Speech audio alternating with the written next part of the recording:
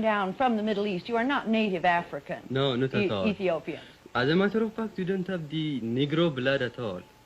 And we migrated from the Semitic type of the Saudi Arabia and Yemen and the countries just away from the Red Sea.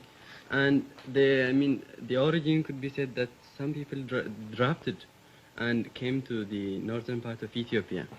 And then they migrated inwards.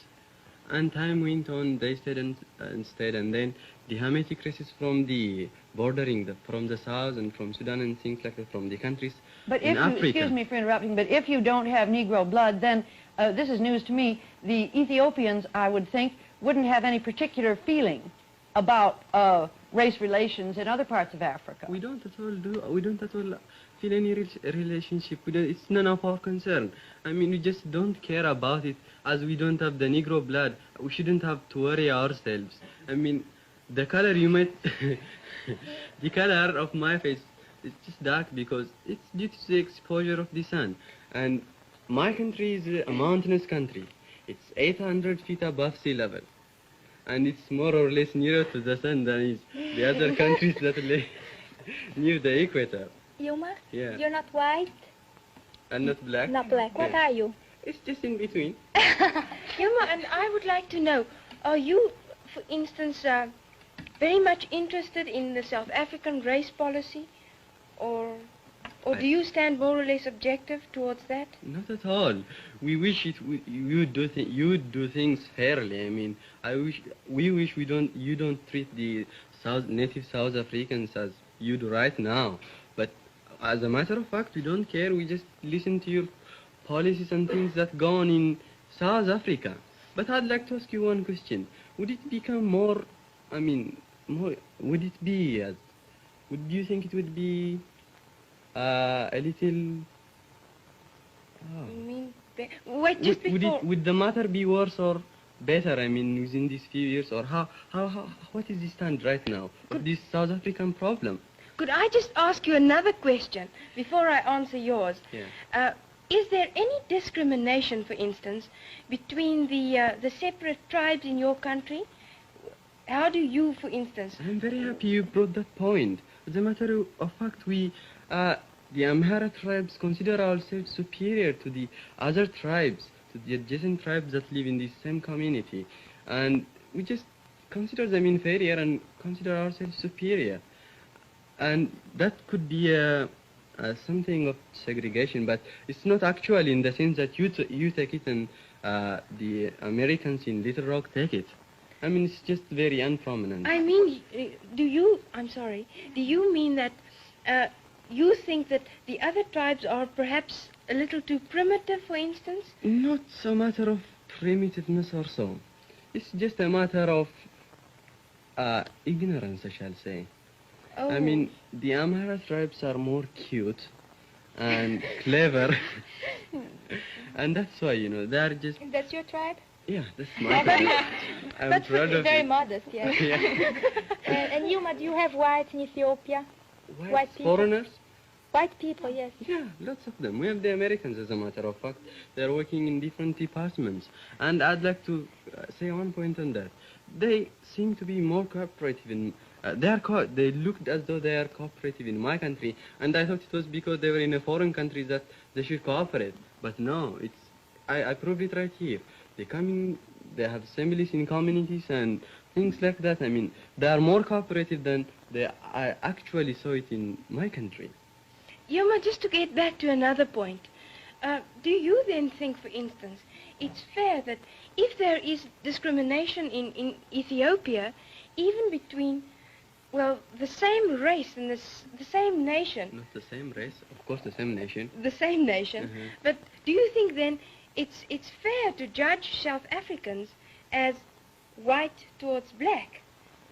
If you don't, for instance, acknowledge the less good Ethiopians, well... We do acknowledge them. I don't mean we don't actually consider our discrimination, what you call it, is not as prominent and worldwide known. as Oh, it's yeah. in South Africa. That's it. Well, what are we actually saying here? That there is all kinds of discrimination, and discrimination is all right as long as it isn't too prominent, or as long as it isn't between black and white? What are we saying here anyway? No, it's like this. She said, do you think the discriminations in your country is good, or the discrimination, the segregation Excuse me, let's hear from Susie on this, because Brazil's got a special Oh, point of yeah, view, but I'm sure. No, what they wanted to say is that he was telling her that she has discrimination. She's telling him he has... segregation, not I'm discrimination. sorry, segregation. And she's telling him that he has a kind of segregation too. And he won't admit it. I did. I just told you first of all. How did you happen to You know it? consider I your told you. segregation different. Yeah. Yes, because you're all different. Well, what's it like in Right. Brazil, Susie? Well, my country has a very good point, a point of advantage in that, because we have no segregation at all. And we could be in the same position as the United States, because we had slaves just the same as they did, just about the same time as they did. Only our country was a colony of Portugal, the United States was a colony of England. The Englands are Anglo-Saxons, the Portuguese are Latins. And the Latin race, how to say, mingles very easily. So there were marriages between black and white. They form mulattoes, which are not black and are not white. They mingle and mingle and mingle. So now we don't have black and white. We have all sorts of colors, from white to very black, with light brown in between. And in Brazil, there's just no question if that person has a little Negro blood, like here in the States. He has 1/8 of Negro blood, he's considered a Negro. He has 1/16, he's considered white. We just don't have it. You look at the person, look at another one, and they're people. That's what's different. And I wanted to ask you something, Rena. You say there's a great segregation in your country. That's right. And in your country, do you have prejudices against the black people? Well, I wouldn't actually say prejudices. Perhaps I should just explain this to you. Everybody seems to have heard of apartheid during the last few months, years. And I think it's perhaps misinterpreted in most instances. I'll tell you what apartheid actually means. It means the development of two separate racial groups within their own areas. And Susie, you said that there is no discrimination whatsoever in Brazil. Could you just tell me more or less, are there more whites or more blacks in Brazil? There are more whites. There are more But- whites? Yes, there are more whites. But you can say white and black. White Oh, and yes. not white. Oh, yes. Because the blacks aren't just black. They're all colors, as I told you. Because the whites marry very easily with the black and with the Indians.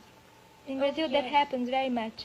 So we just don't count blacks and whites. Just people, you know. For instance- It's very different from your country. For instance, would you marry a A black? Black one. I think that I personally wouldn't marry a black one because my parents wouldn't approve of it. And you, don't you think means- that's a little bit of discrimination? It is. I'm means sure. On my Actual part, I segregation. wouldn't. But I'm not a real Brazilian because my parents are Swiss. But the real Oh, Brazilian, yes, they would. yes, they would. And they do. They do very often. They do it all the time, in fact. Yes, there's really no discrimination in this. But now, let me come back to the question. You Fine. said you have a kind of prejudice in your country. Do you have it here? Do you feel any prejudice against a black person here? Do you feel kind of awkward? Oh, no, not in the least. For instance, I think that integration in America is perfectly right. And I think it should be done. And therefore I approve of it. But I just don't see how integration would work in South Africa, at least not for the present. For in South Africa, it's 3 million whites against 12 million. Whilst in America, it's altogether different. And I'm quite assured that the present policy that we follow is going to be the solution of the problem at last.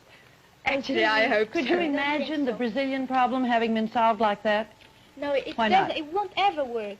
Because people are people. They can't be separated. You stay here, you stay here. You are white, you are black. You can't.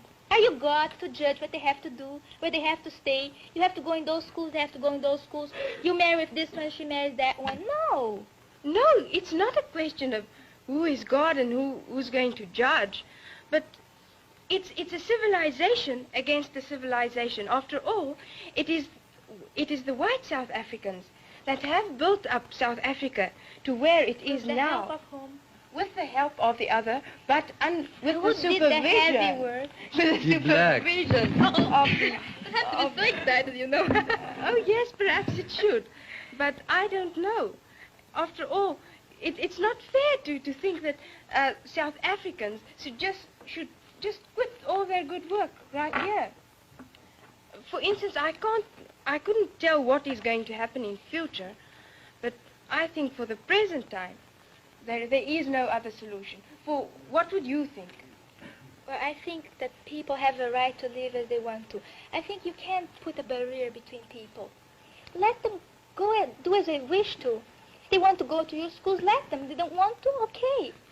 I'm sorry, our time's up, and you're just beginning to get into the interesting part of the discussion. It's a good note to end on that you gave us, Susie. People are people.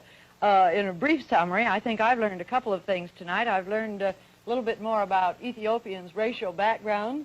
I've learned something about schools in Europe these days, and the fact that they don't teach current history. We may do a little more talking about schools. I think I should say, too, that our purpose is not so much to tackle a single subject exhaustively and reach conclusions. Maybe at the end of 3 months we'll just have a few tentative conclusions of the world we want. Our purpose is rather to give you some of the fun and maybe a little of the excitement that comes when this group of young people from all over the world get together and try to get to know each other. Our time's up, and so we have to say goodbye until this same time.